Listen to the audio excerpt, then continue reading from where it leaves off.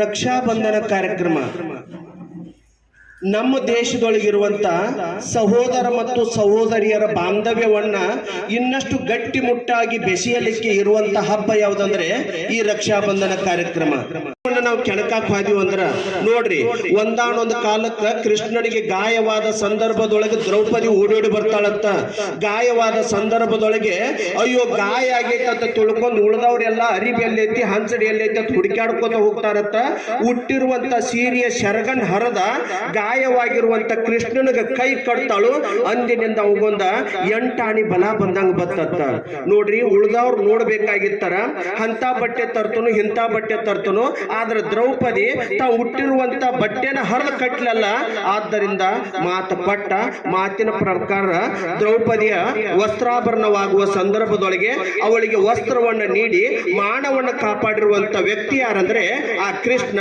ಅಂದಿನಿಂದ ಇಂದಿನವರೆಗೆ ನಾವು ಹರಿದು ಬಂದಿದ್ದು ಯಾವುದಂದ್ರ ಈ ರಕ್ಷಾಬಂಧನ ಕಾರ್ಯಕ್ರಮ. ಅಷ್ಟೇ ಯಾಕೆ, ಗುಜರಾತಿನ ಮೇಲೆ ದಾಳಿ ಮಾಡಿರುವಂತ ಬಹದ್ದೂರ್ ಶಾ ಇದ್ದವ್ ದಾಳಿ ಮಾಡ್ತಾನೆ.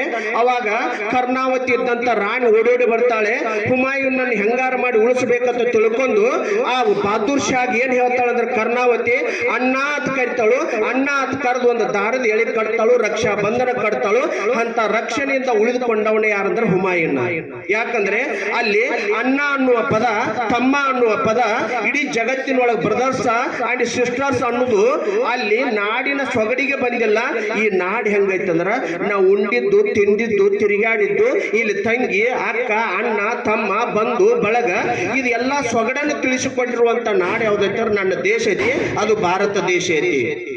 ಅದಕ್ಕೆ ಈ ರಕ್ಷಾಬಂಧನ ಎಲ್ಲೋ ಮೂಲೆ ಒಳಗ ನಾವು ಒಡನಾಡಿಯಾಗಿ ಹುಟ್ಟಿದವ್ರಿಗೆ ಮಾತ್ರ ರಕ್ಷಾಬಂಧನವಲ್ಲ. ನೀವ್ಯಾರೋ ನಾವ್ಯಾರೋ ಅಲ್ಲ, ಎಲ್ಲೇ ಇರ್ಲಿ ಎಂತ ಇರ್ಲಿ. ಅಯ್ಯೋ, ಜಗತ್ತಿನೊಳಗೆ ಒಂದ ಸಂದೇಶ ಸಾರಿ ಬಂದಿರುವಂತ ಪುಣ್ಯಾತ್ಮ ನಿಮಗೂ ಗೊತ್ತೈತಿ. ಚಿಕಾಗೋ ನಗರದೊಳಗ Swami Vivekananda brothers and sisters ಅಂದು ಬಂದ. ನಾಡಿನ ತುಂಬೆಲ್ಲ ಅಣ್ಣ ಮತ್ತು ಯಾವುದು ಬ್ರದರ್ಸ್ ಅಂಡ್ ಸಿಸ್ಟರ್ಸ್, ಸಹೋದರ ಮತ್ತು ಸಹೋದರಿ ಎಂಬ ಉದ್ಗಾರವನ್ನು ತೆಗೆದ ನಾಡಿನ ಜನರನ್ನ ತನ್ನ ಬಳಗವನ್ನು ಮಾಡಿಕೊಂಡು ಬಂದಂತ ಪುಣ್ಯಾತ್ಮ ಯಾರಂದ್ರೆ ಸ್ವಾಮಿ ವಿವೇಕಾನಂದ. ಈ ನಾಡಿನೊಳಗೆ ಹುಟ್ಟಿದು ಅಂದ ಮೇಲೊತ್ತ, ಇಲ್ಲಿ ಅಣ್ಣ ಉಂಡಿದು ಅಂದ ಮೇಲೊತ್ತ, ಇಲ್ಲಿರುವಂತ ಸಹೋದರಿಯರ ಬಳಗ ಸಹೋದರರ ಬಳಗ ಇನ್ನಷ್ಟು ಗಟ್ಟಿಮುಟ್ಟಾಗಿರ್ಲಿ. ಏನಾರ ಸಹೋದರಿಗೆ ತೊಂದರೆಯಾದಾಗ ನಾ ರಕ್ಷಣೆ ಮಾಡ್ತಾನಂತ ತಿಳ್ಕೊಂಡು ರಕ್ಷಾಬಂಧನ ಕಟ್ಟಿಸಿಕೊಂಡಿರುವಂತ ಅಣ್ಣ ಸದಾ ಸಿದ್ಧವಾಗಿರ್ಬೇಕು. ಅಂತ ಒಂದು ಅವಿನಾಭಾವದ ಸಂಬಂಧವನ್ನು ಬೆಸೆಯುವಂತ ಹಬ್ಬ ಈ ರಕ್ಷಾಬಂಧನ ಕಾರ್ಯಕ್ರಮ. ಅದಕ್ಕ ನಮ್ಮ ಜನಪದ ಸಾಹಿತ್ಯದೊಳಗೆ ಬಹಳ ಚಂದ ಹೇಳ್ತಿದ್ರು.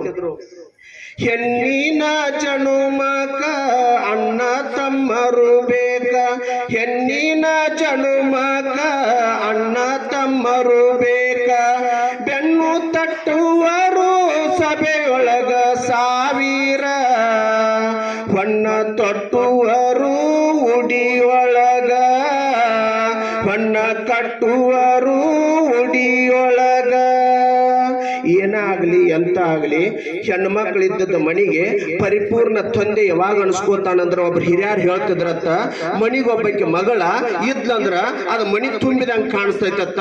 ಪುರುಷ ಪ್ರಧಾನ ದೇಶದೊಳಗೆ ಪುರುಷರು ಅಷ್ಟ ಸರ್ವಶ್ರೇಷ್ಠರಲ್ಲ, ಮಹಿಳೆಯರು ಸರ್ವಶ್ರೇಷ್ಠರು. ಅವರ ರಕ್ಷಣೆಗೆ ಸದಾ ಸಿದ್ಧರಾಗಬೇಕು, ಕಂಕಣಬದ್ಧರಾಗಬೇಕು, ಕಟಿಬದ್ಧರಾಗಬೇಕು, ನಮ್ಮ ಸಾಮರಸ್ಯವನ್ನು ಉಳಿಸಬೇಕೆಂಬ ಮೂಲ ಉದ್ದೇಶದಿಂದ ನಮ್ಮ ನಾಡಿನೊಳಗೆ ಹಮ್ಮಿಕೊಂಡಿರುವಂತ ಒಂದು ಹಬ್ಬ ಯಾವುದಂದ್ರ ಈ ರಕ್ಷಾಬಂಧನ ಕಾರ್ಯಕ್ರಮ. ನಮಗನಿಸಿದ ಮಟ್ಟಿಗೆ ನಮ್ಮ ಶಾಲೆ ಒಳಗೆ ಗುರು ಮಾತೆಯರು ಎಲ್ಲರೂ ಕೂಡಿಕೊಂಡು ಒಂದು ತರ ಖುಷಿ ಪಟ್ಟು ಮಾಡೋಣ ಹಬ್ಬ ಅಂದ್ರು. ನಾವಂತೀವಲ್ಲ, ಇಂದ ನಂಗೆ ಯಾಕೋ ಗುರು ಮಾತೆಯರು ಗುರುಗಳು ಬಳಗ ಅನ್ನೋ ಬದಲಾಗಿ ಆ ಗುರು ಮಾತೆಯರ ಜಾಗದೊಳಗೆ ಏನ್ ತರ್ತಾನಂದ್ರ ನನ್ನ ಸಹೋದರಿಯರ ಬಳಗ.